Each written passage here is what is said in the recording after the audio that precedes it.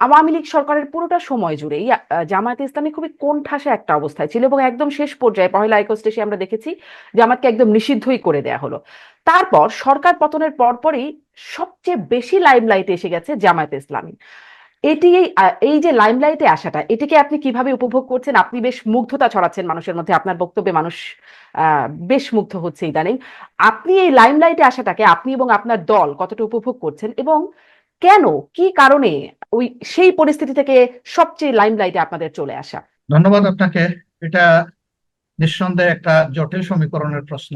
আপনি নিজেই বলেছেন যে বিগত সরকারের পুরাটা সময় জুড়ে বাংলাদেশ জামাতে ইসলামীর উপর চরম তাণ্ডব চালিয়ে কোণঠাসা করে রাখা হয়েছিল। তারা তো চেষ্টা করেছিলেন আমাদেরকে নিশ্চিহ্ন করতে, দল হিসাবে, এবং আমাদের নেতৃবৃন্দকে, আমাদের কর্মীদেরকে হত্যা করার মাধ্যমে। এক্ষেত্রে তারা কোনো কমতি করেননি। আমরাই সম্ভবত একমাত্র দল বাংলাদেশে এই সময়ে যাদের 1 থেকে 11 জন সিনিয়র নেতাকে তারা আহ বিচারিক আদালতের মাধ্যমে অবিচার করে হত্যা করেছেন। তাদের 5 জনকে ফাঁসিতে তারা দিয়ে হত্যা করেছেন, বাকিদেরকে কারাগারের ভিতরেই দুঃখে দুঃখে মৃত্যুর দিকে ঠেলে দিয়েছেন। এর পাশাপাশি যদি আপনি লক্ষ্য করেন তাহলে দেখবেন যে পুরোটা সময়ই আমাদের কেন্দ্রীয় কার্যালয় সহ বাংলাদেশের সবগুলা কার্যালয় তারা সিলগালা করে রেখেছিল। কোথাও আমাদেরকে একটি সেকেন্ডের জন্য ঢুকতে দেওয়া হয়। 5 তারিখের এই পট পরিবর্তনের পরেই কেবল আমরা আমাদের অফিসগুলোতে ঢোকার সুযোগ পেয়েছি।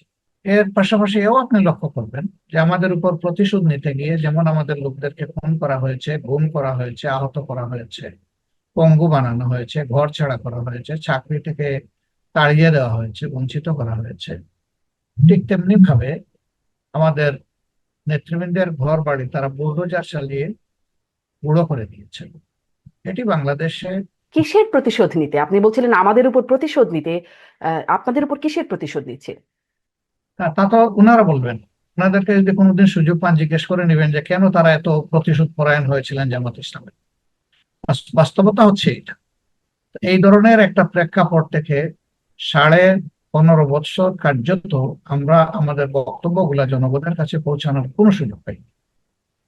কারণ শুধু আমরা না, আমাদের দিয়ে শুরু, কিন্তু এরপরে সকলের উপরেই তাণ্ডব চালানো হয়েছে।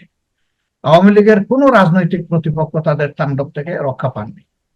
খুন গুম সমান তালে সবার উপর দিয়ে চলেছে। হামলা মামলা, গায়েবী মামলা, দফায় দফায় লক্ষ লক্ষ মানুষকে জেলে নেওয়া, সবই চালিয়েছেন তারা। এমনকি আপনি আপনার ন্যায্য কথাটা বলবেন, সেখানেও ডিজিটাল নিরাপত্তা আইনের নামে আপনাকে বেঁধে দেওয়া হয়েছে, ছেড়ে দেওয়া হয়।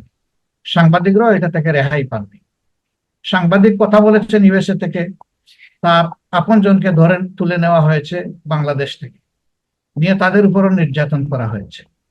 তা সেই নির্যাতিত জাতি যখন 5 তারিখে মোটামুটি একটা শ্বাসরুদ্ধকর পরিবেশ থেকে মুক্তি পেল, তখন তাদের সাথে আমরাও মুক্তি পেলাম। শুধু আমরা একা মুক্তি পাই।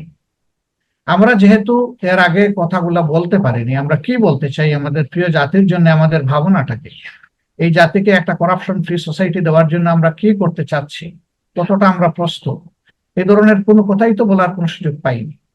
5 তারিখের পর থেকে এই সুযোগটা আল্লাহ তাআলা করে দিয়েছেন। মিডিয়া আমাদের কাছে আসার সুযোগ পাচ্ছে। এর আগে মিডিয়া আমাদের কাছে আসার সুযোগটা পেত না। এমনকি আমাদের কোনো বক্তব্য যদি আমরা মিডিয়াতে পৌঁছাতাম, তারা এটা ছাপতো না। তারা বলতো যে আমাদের উপরে অদৃশ্য চাপ আছে, আপনারা কষ্ট মনে নেবেন না, দুঃখিত, আপনাদের খবরটা আমরা ছাপতে পারছি না। তো যেহেতু আমরা এখন আমাদের বক্তব্যগুলো তুলে ধরার সুযোগ পাচ্ছি, সেই ক্ষেত্রে বলা যায় যে জনগণ এখন আমাদের বক্তব্যকে যাচাই বাছাই করার সুযোগ পাচ্ছে।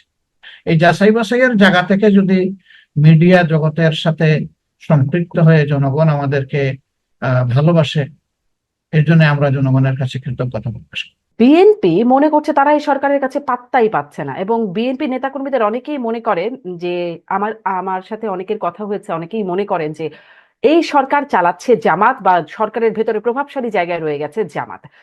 এজন্যই কি মানে আপনারা গুরুত্ব পাচ্ছেন? বিএনপির এই ধারণাকে আপনারা কিভাবে দেখেন? বিএনপি তো আমার সামনে নাই, আপনি আছেন।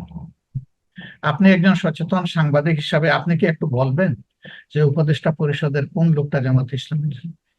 আপনার কি জানা আছে? একটু বলতে পারবেন? এটা Nobody. এটা আপনার জোট সঙ্গী, একসময়ের জোট সঙ্গী, তারা আপনাদের আমি সম্পর্কে এই বলছি, ধারণা পোষণ nobody, করছে। nobody is there.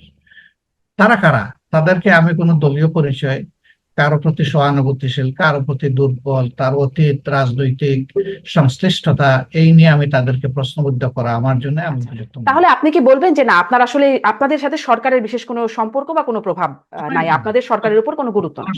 10টা দলের যেমন আমাদেরও তেমন, কোনো প্রশ্নই ওঠে না। জি। এই জি। যদি এটা বলে থাকেন, এটা আরেকটা আনজাস্ট।